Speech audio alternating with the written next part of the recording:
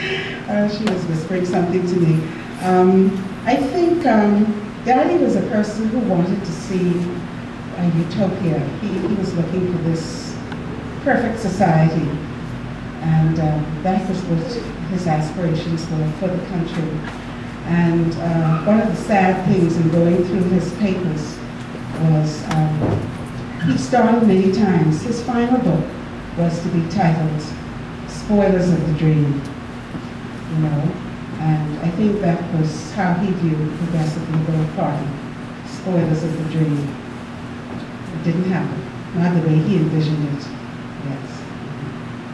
I remember too, one thing I do remember was the day when he was no longer a member of the cabinet, and Mom was away, and he took all of us children in the car with him, and he didn't tell us what was happening, but he cleared out all of his belongings and papers and put them in boxes, and we didn't know what was happening, but he had been terminated from the cabinet after giving them the government.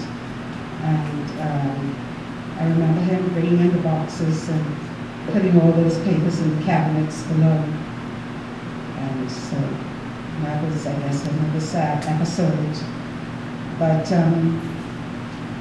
you know, this is a country, to me, where expertise and talent is not really appreciated. And these governments want persons who can toe the line, who can keep their mouths shut. And so many persons who are vocal prior to being elected, you'll notice that they are silenced after they have been elected to Parliament. And I think that was one of the reasons why he couldn't remain in Parliament, you know. That inability to toe the line and just to be a rubber stamp and so forth. And it's a shame because, you know, being a school teacher, I've come across many brilliant children. And, you know, when I look around, where are these young people that I taught, you know? And their talents are not being utilized. And so I think that's a fault in our country. I'm not saying that all persons are guilty of it, but certainly the governments that I have seen at work, they're very much guilty of it. And so to speak. Why did you think that?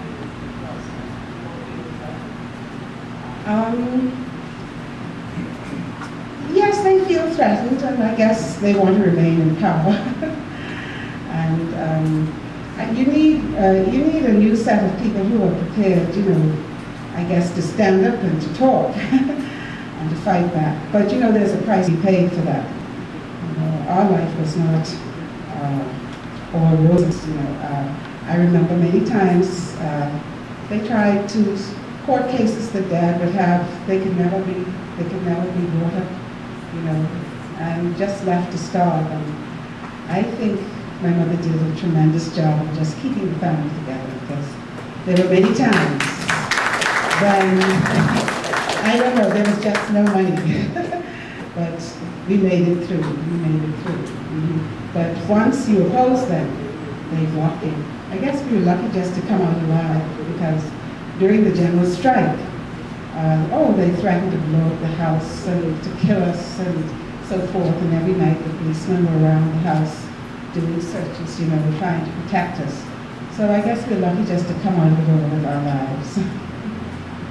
Because, you know, in those days, yes, I don't know who was responsible for it, but you would get these phone calls, wouldn't you? But no one can hear, Mom, you'll have to come and speak into the microphone. Yes, okay. Yes, she would call the commissioner. Nobody would identify themselves, but nevertheless, the calls came. I just wanted to share this.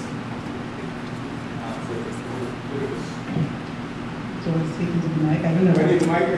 Oh, yeah, just speak up then. Speak up. I got it, yeah.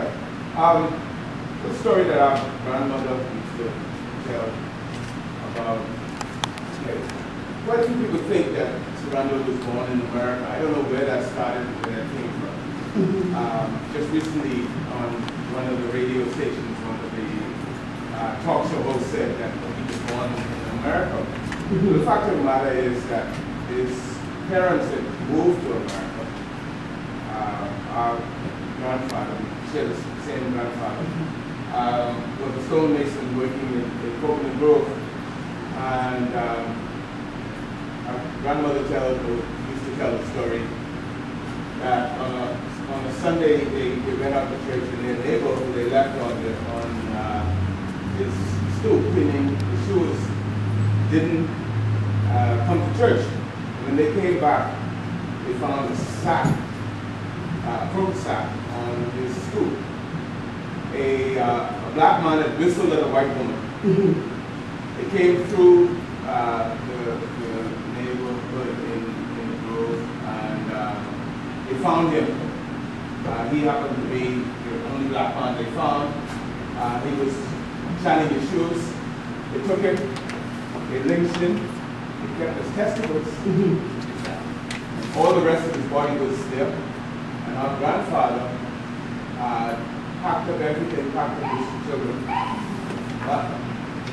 My mother was born in 1918. She was then a baby, blonde, the second child. Yes. Bill was born. And they packed up and they came back. Yes.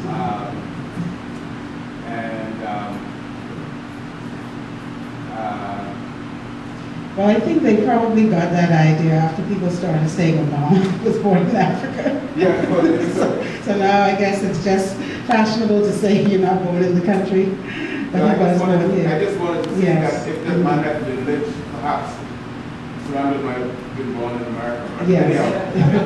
They probably born here, and he was the baby. Yes, born here in the Bahamas.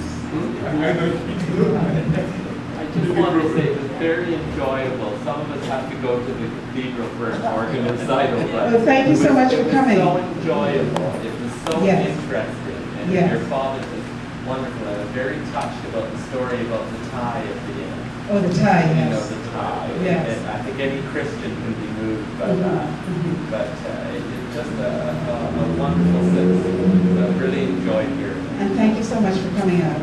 Okay. Mom, I'd like to just ask you to come up. We'd like to make a presentation.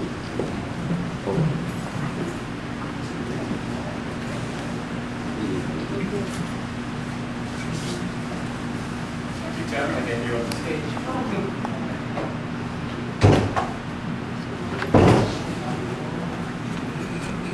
Am I in your way? I'm going to try and get this. Draft copy of the third edition of The Faith That Moves the Mountain. I meant to get a better copy and I forgot, but fortunately Mom had a copy in her bag. And he says here, walk with the wise from Mount Sinai to the hill on Calvary, Randol Fawkes. This is a copy of the PowerPoint presentation that I did. And the third edition of The Faith That Moves the Mountain and Lady United Parish.